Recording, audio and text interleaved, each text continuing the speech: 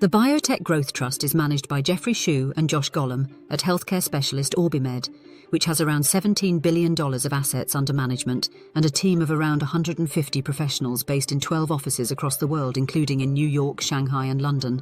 They aim to generate capital growth from a diversified portfolio of global biotech stocks across the market cap spectrum. The trust's performance is currently measured against the NASDAQ Biotechnology Total Return Index. The total return, formerly a capital return measure, reflects the maturation of the biotech industry, where more biotech companies are paying a dividend.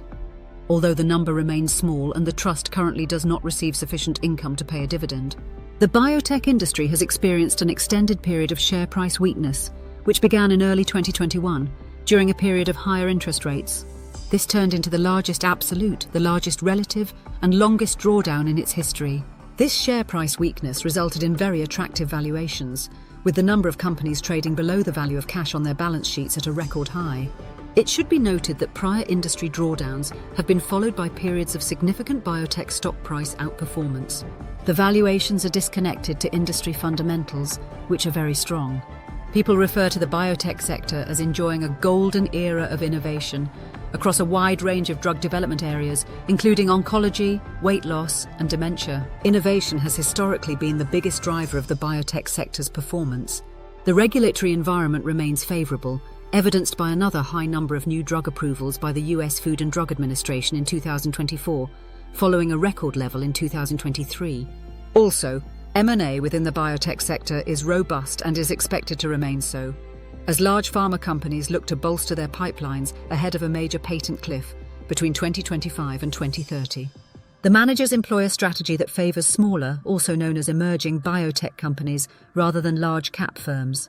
Although smaller companies can be higher risk, they potentially offer higher rewards. In the major industry drawdown starting in 2021, emerging biotech stocks fell much further than the large ones and are expected to outperform when interest rates start to come down. Smaller companies are more likely to be acquisition targets, and they are contributing around 2/3 to the total biopharmaceutical industry pipeline.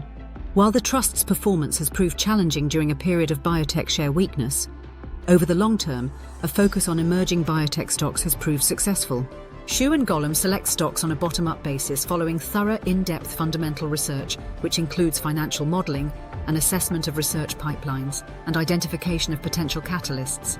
They can draw on OrbiMed's extensive resources. Company meetings are a very important element of the research process.